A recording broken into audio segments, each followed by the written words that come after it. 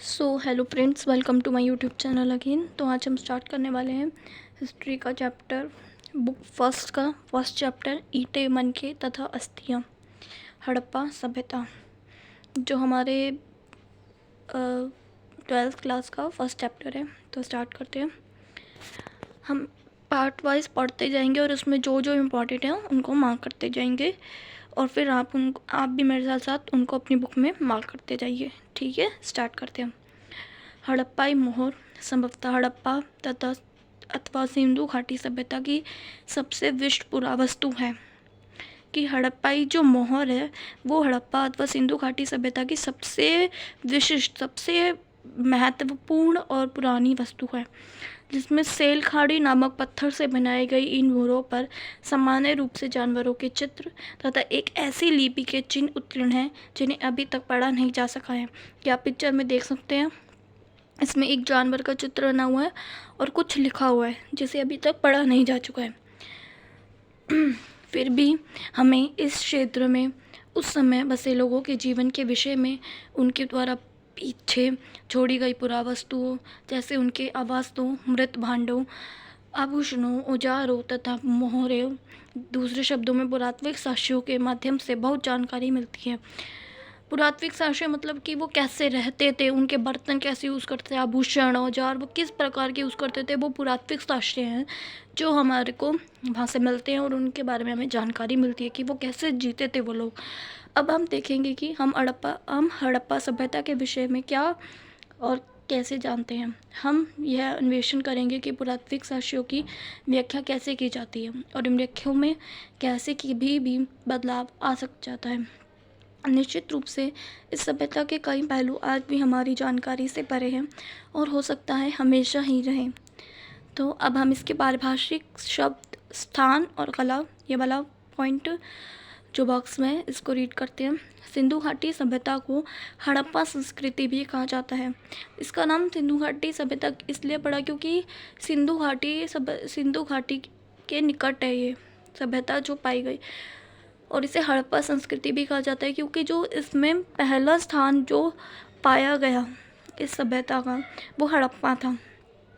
तो इसको सिंधु घाटी सभ्यता और हड़प्पा संस्कृति भी कहा जाता है। तो इम्पॉर्टेंट है क्वेश्चन के लिए कि सिंधु घाटी सभ्यता का दूसरा नाम क्या है, हड़प्पा संस्कृति भी है, हड़प्पा सभ्यता भी है। ठीक है, आगे बढ़ते हैं। पुरातात्विक संस्कृति शब्द का प्रयोग पुरावस्तु के ऐसे समूहों के लिए करते हैं जो एक विशिष्ट शैली के होते हैं और सामान्यतः एक साथ एक विशेष भौगोलिक क्षेत्र तथा कालखंड से संबंध पाए जाते हैं।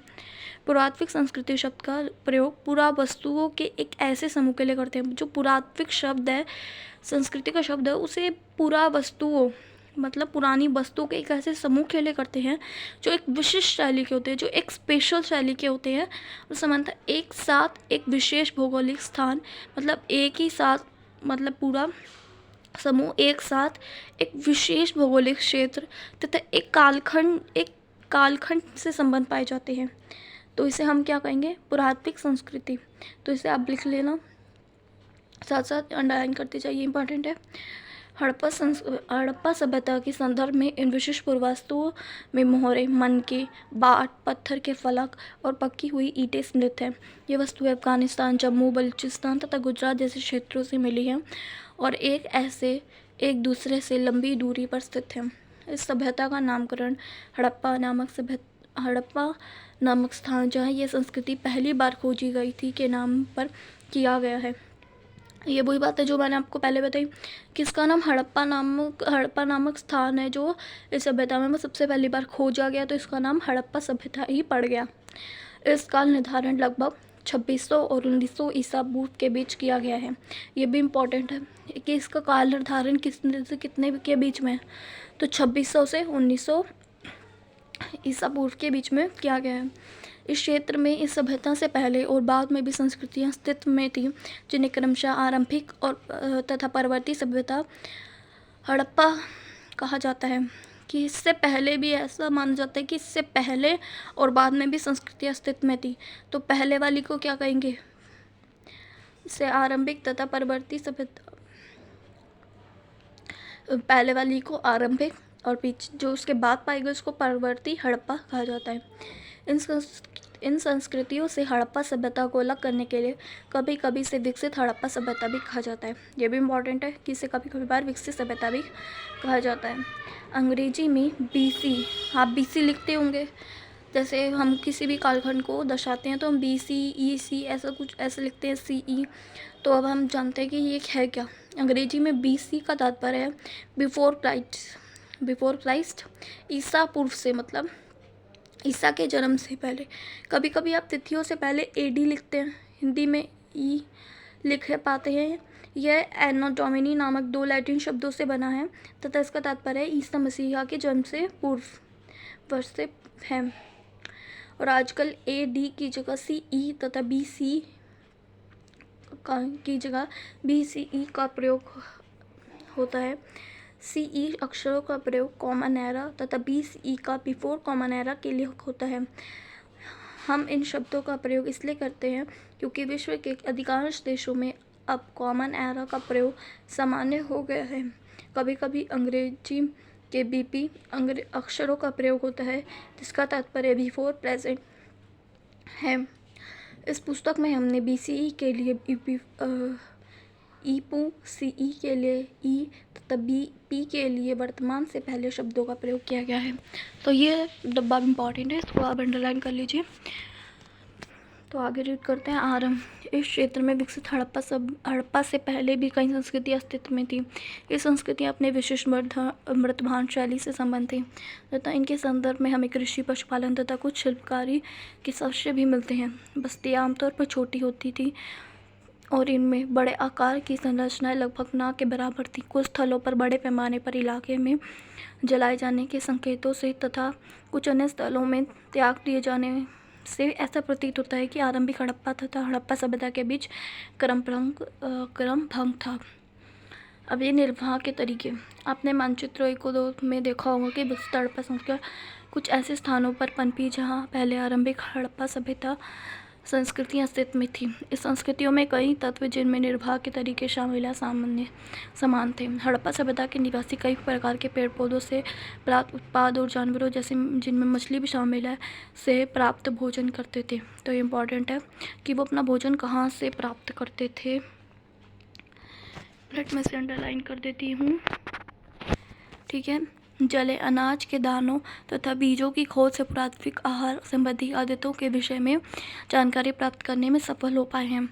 इनका अध्ययन पूर्व वनस्पतिये करते हैं जो प्राचीन वनस्पति के। अब ये भी इम्पोर्टेंट है कि उनका अध्ययन कौन करते हैं, पूरा वनस्पतिये करते हैं। वनस्पति के अध्ययन के विशेषज्ञ होते हैं ये। हड़प्पा सभ्यता से पहले अनाज के दानों में गेहूँ, जौ, दाल, सफ़ेद चना तथा तिल शामिल हैं। बाजरे के दाने गुजरात के स्थलों से प्राप्त हुए थे। ये भी इम्पोर्टेंट है कि बाजरे के दाने हमें कहाँ से मिले हैं। तो ये हमें मिले हैं बाजरे के दाने गुजरात के स्थलों से और चावल के दाने अपेक्षाकृत कम पाए गए हैं, ठीक है। हड़प्पा सभ्यता से मिली जानवरों की हड्डियाँ में मवेशियों, भेड़, बकरी, भैंस तथा सूअर की हड्डियाँ शामिल हैं। पूर्व प्राणी विज्ञानियों अथवा पूर्व प्रातविदों द्वारा किए गए अध्ययनों से संकेत मिलता है कि ये सभी जानवर पालतू थे। जंगली प्रजातियों जैसे बरहा, सूअर, हिरण तथा घड़ियाल की हड्डियाँ भी मिली हैं। हम यह नहीं जान पाए हैं कि हड़प्पा निवासी स्वयं इन जानवरों को शिकार करते थे अथवा अन्य कीटक समुदायों से इनका मांस प्राप्त करते थे। मछली तथा पक्षियों की हड्डियां भी मिली हैं। अब कृषि प्रौद्योगिकी। हालांकि अनाज के दानों से कृषि के संकेत मिलते हैं, पर वास्तविक कृषि विधियों के विषय में स्पष्ट जानकारी मिलना कठिन है। क्या चूकते हुए खेतों में बीजों का छिड़काव किया जाता था।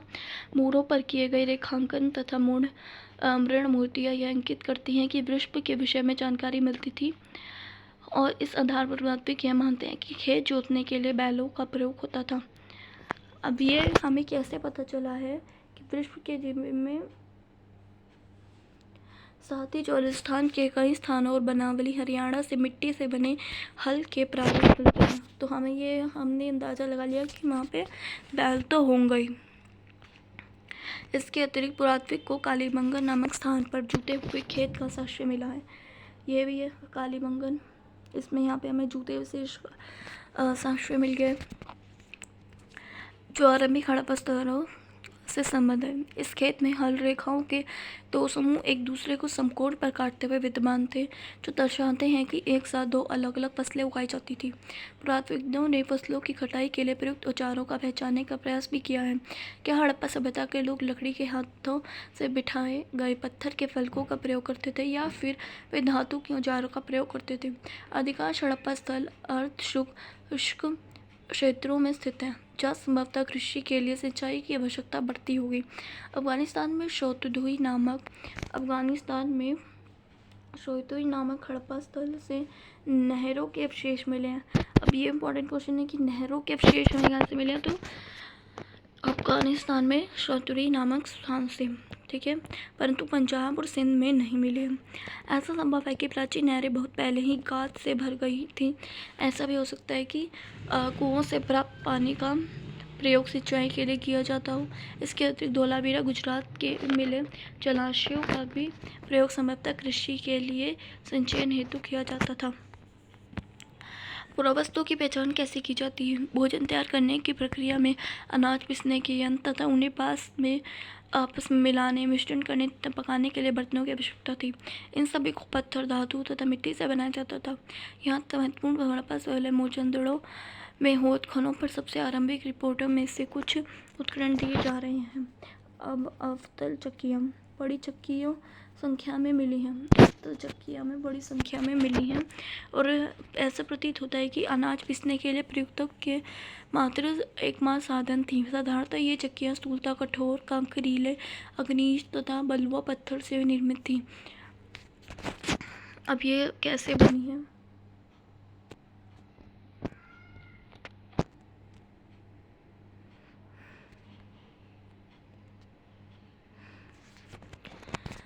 चूँकि इन चक्कियों के तल सामान्यतः उत्तल है, निश्चित रूप से इन्हें जमीन में अथवा मिट्टी में जमा कर रखा जाता होगा, जिससे इन्हें हिलाने से रोका जा सके। ये आप देख रहे हैं अवतल चक्की, ये वाली अवतल चक्की हमारी, इसको कैसे रखा हुआ है, आगे बढ़ते हैं।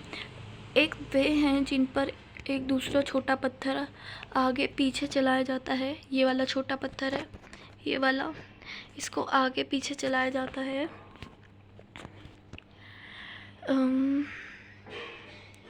जिससे निचला पत्थर खोखला हो गया था। तथा दूसरी वे है जिनका प्रयोग संभवतः केवल सालन या तरी बनाने के लिए, जड़ी बूटियाँ तथा मसाले कूटने के लिए किया जाता था। इन दूसरे प्रकार के पत्थरों को हमारे श्रमिकों द्वारा सालन पत्थर का नाम दिया गया है। अब इस दूसरे प्रकार के पत्थरों को हमारे श्रमिकों द्वारा क्या नाम दे दिया गया है? सालन पत्थर का नाम दिया गया है। तथा हमारे बावर्ची ने एक यही पत्थर रसोई में प्रयोग के लिए संग्रहालय से उधार मांगा है।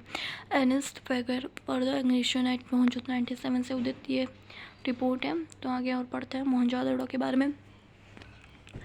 हड़प्पा सभ्यता का बहुत ही इम्पोर्टेंट क्षेत्र है जिसके बारे में क्वेश्चन हमेशा आता है। तो स्टार्ट करते हैं। मोहनजोदड़ो एक नियोजित शहरी केंद्र, संभवतः हड़प्पा सभ्यता का सबसे अनूठा पहलू शहरी केंद्र का विकास था। आइए ऐसे ही एक केंद्र मोहनजोदड़ो की ओर सूक्ष्मता से देखते हैं। हालांकि मोहनजोदड़ो सबसे प्रसिद्ध पुरास्थल है। सबसे पहले खोजा गया स्थल हड़प्पा था। बस्ती दो भाग में विभाजित है। यहाँ पर ऐसा है कि जो बस्ती है ना, दो भाग में विभाजित है। एक छोटा लेकिन ऊंचाई पर बनाया गया है, मतलब ये क्षेत्र में तो छोटा है लेकिन ऊंचाई पर बना हुआ है। और दूसरा कहीं अधिक बड़ा, दूसरा बहुत बड़ा लेकिन नीचे बना हुआ है, पुरातत्वविदों ने इन्हें क्रमशः दुर्ग और निचला शहर नाम दिया गया है। एक बड़ा, एक छोटा लेकिन लंबाई में बड़ा, ठीक है। इसको दुर्ग, इसको निचला शहर। दुर्ग की ऊंचाई का कारण है कि यहाँ की संरचनाएं कच्ची ईंटों के चबूतरे पर बनी थी, कि कच्ची ईंटों के चबूतरे पर ये बनी हुई है और दुर्ग को दीवार से घेरा गया, ताकि जिसका अर्थ है कि इसके निचले शहर से अलग किया गया है, निचले शहर से इसको अलग किया गया है। निचले शहर भी दीवार से घेरा गया है। इसके अतिरिक्त कई भवनों को ऊंचे चबूतरों पर बनाया गया है।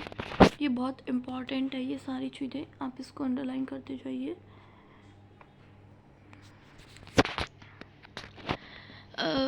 इसके अतिरिक्त कई भवनों को ऊंचे चबूतरों पर बनाए गए हैं जो नींव का कार्य करते हैं। अनुमान लगाया गया है कि यदि एक श्रमिक प्रतिदिन 1 खरिया मीटर मिट्टी ढोता है होगा तो मात्र आधारों को बनाने के लिए ये 40 लाख श्रम दिवसों अर्थात बहुत बड़े पैमाने पर श्रम की आवश्यकता पड़ती होगी।